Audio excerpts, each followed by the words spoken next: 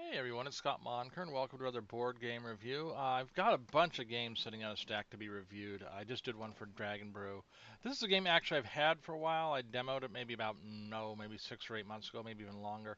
And I just hadn't got around to doing a review. And I wanted to do a review of it because I like to see unusual games with unusual mechanics.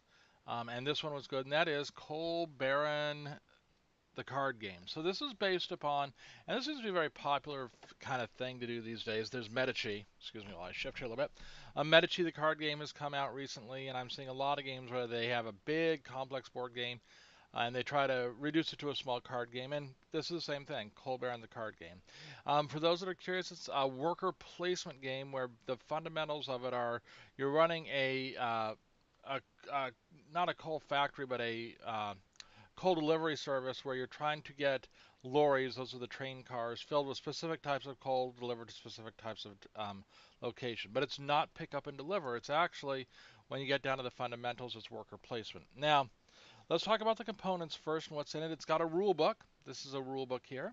Um, it has got a player board here. What you do is you put this on the side, you load your trains and your lorries here, and then you deliver. It's just kind of a way to organize cards. We have scoring sheets here, which are really nice because scoring is a little complicated, not too bad.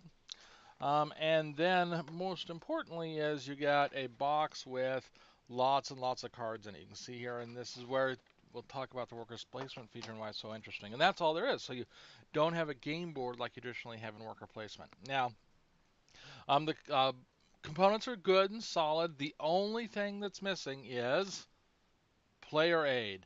And this game really screamed for a player aid because there's a lot of iconography, and these cards, which we're going to talk about in a little bit, are not always clear.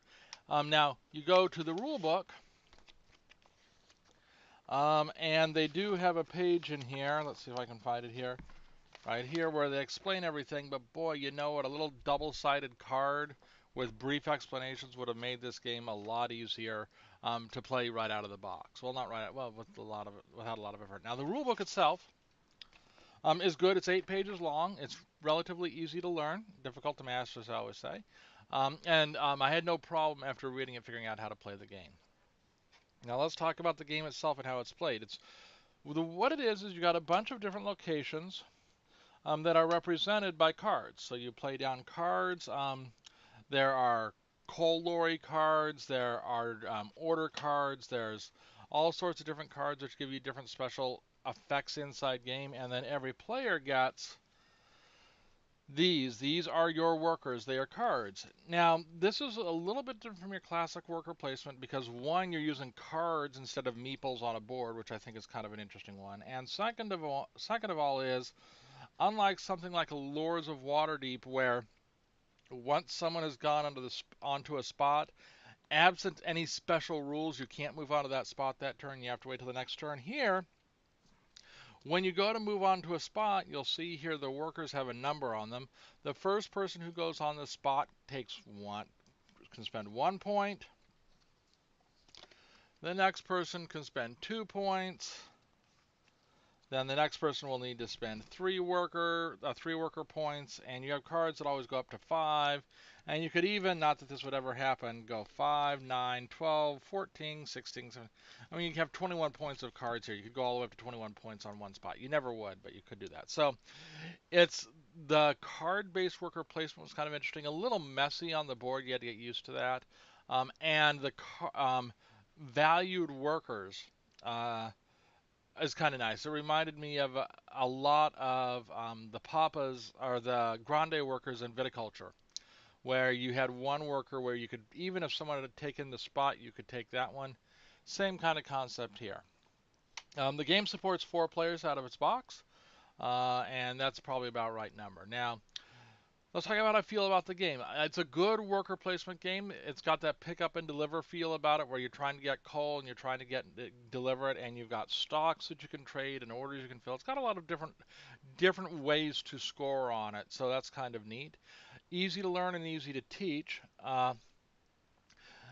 we found it. We played it on an afternoon, and we began to find it a little bit samey. Where after we had played it about 3 or 4 times in a row, we said, you know what, it's the same game over and over and over. We also found that, and I expect if I played with a different group, this would be true, that there were specific strategies that we were all implementing in order to maximize our score points. Because the victory point system is pretty much always the same every game, there are some strategies where you can pick up victory points very fast. In fact, interestingly, one of the ways which you can really get points quickly is there's a wild card spot where you can draw, essentially get a random event kind of thing.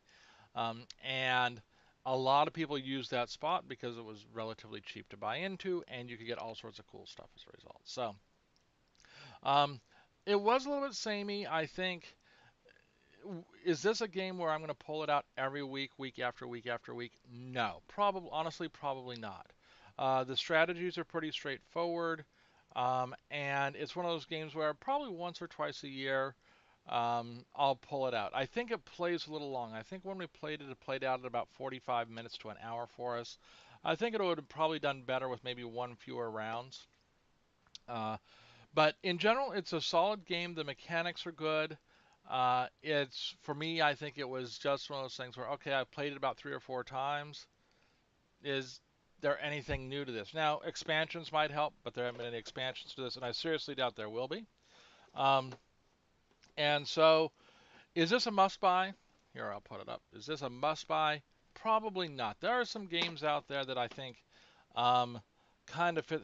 By the way, it says it takes 50 to 80 minutes. It did not take us an hour and a half. It took us about an hour for 4 players. Uh, is it a game where I say it's a must buy? No. There are definitely some games I put on my must buy, well, my must buy list for me, which is a lot of games. But on worker placement, if I was going to do must buy worker placement games, I would say Viticulture or Champions of Midgard, Raiders of the North Sea, and Lords of Waterdeep. Those are, if you're doing worker placement, those are the four big ones you must have. The fifth one, which is very small, is Mint, Mintworks, which is hard to find, and it's in a little Altoid tin. It's very small. Those are the big worker placement games.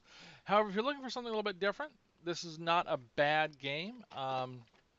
There are bad games out there. It's easy to learn. I think it's a good gateway game. I think if you're looking for a gateway game for worker placement, it's not a bad place to start. And that's about it. So, Coal Baron, an okay game, not a great game. I would give it, say, three. We'll give it 3 out of 4 stars. Um, just competitive, not competitive with some of the other stuff out there. Okay, and that's it. Have a good day.